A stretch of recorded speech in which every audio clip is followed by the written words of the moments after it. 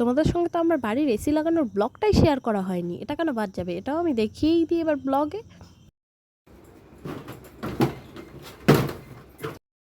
এদের শরীরে না একটুও মায়া ধরে না। দেখেছো কীভাবে এসিটাকে একটা পাছাড় মেরে দিল? এত টাকার জিনিস ভাই, একটু সাবধানে কাজবাজ কর।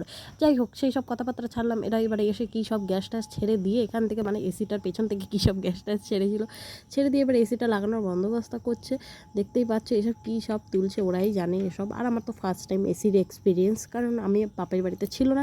আর আদার্স আমি এখনও পর্যন্ত কোনো হোটেল টোটেলে গিয়ে থাকিনি যে জানবো যে কী করে হয় ওই এসি টেসি লাগানো, বা মানে এসির কী জিনিস। এই ফার্স্ট টাইম আমার এসির জিনিস আর কি বোঝা।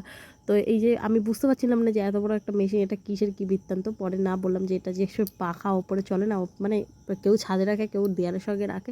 তো সেটাই, পাখাটাকে খুঁজে পাচ্ছিলাম না, তো আমাকে দেখালো ওই ছেলেটা এই যে পাখাটা এখানেই আছে। তো যাই হোক, আর এই যে এই শোলাগুলো আমি রেখে দিচ্ছি কেন বলো তো? এই যে সাঁতার কাটা শিখছি তো আমি, তাই সাঁতার কাটার জন্য শোলাগুলো রেখে দিচ্ছিলাম।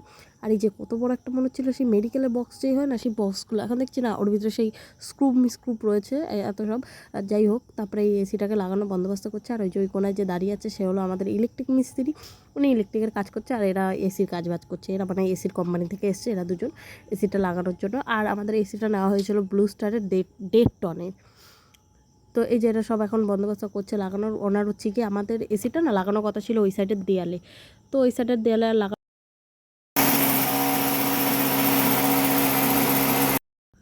এদেরকে আমি সুন্দর করে চা বানিয়ে দিয়েছিলাম আর কি, যে খেয়ে দিয়ে একটু ভালো করে কাজবাজ করুক, আমার ঘর দুয়ার যাতে না ভাঙচুর করুক। কিন্তু না, এরা এত পরিমাণে আমার ঘর দুয়ার ভাঙচুর করছে, বালি বালি চারিদিকে, মানে আমার ঘর দুয়ার ভাঙচুর করে একাকার করছে একটা এসি লাগাইতে গিয়া।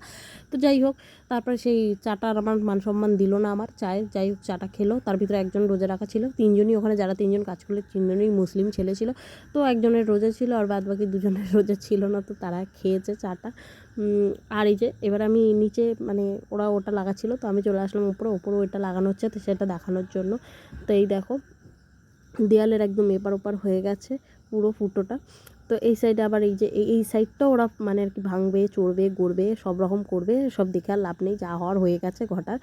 তো যাই হোক, তারপরে এই যে যেদিন আমার এসি লাগানো ছিল সেদিনই আমাদের বাড়ির ওয়েদারটা দেখো, আশেপাশে মেঘলা মেঘলা, কিন্তু বৃষ্টি হয়নি, মেঘলা মেঘলা ওয়েদার হয়েছিল, ভেবেছিলাম বৃষ্টি হবে। আর আমার এই ভিডিওটা অনেক দিনের, আমার ছাড়া হয়নি, গ্যালারিতেই জাস্ট পড়েছিল। আর এই যে নিচে নেমে দেখছি যে এসিটাও লাগানো হয়ে গেছে। এবার কিন্তু ওপরের কাজটা বাকি ছিল, এখনও ওপরের কাজটাও এখনও হবে। মানে ওই ছেলেটাই দেখছি নিচেও কাজ করছে, ওপরেও কাজ করছে, ওই ছেলেটা শুধু মাপ দিচ্ছে। দুজন দুরকম করছে। ভেঙে চুরে এদিক ওদিক ফাইনালি এসিটা লাগানো হয়ে গেছিলো। আর সত্যি বলছি, ঘরের অবস্থা এত খারাপ ছিল, আমার বড় কাজ করতে পারবে না ঘরে, আমার শাশুড়ি মাও কাজ করতে পারবে না, আর শ্বশুরকে কাজ করানো যায় না।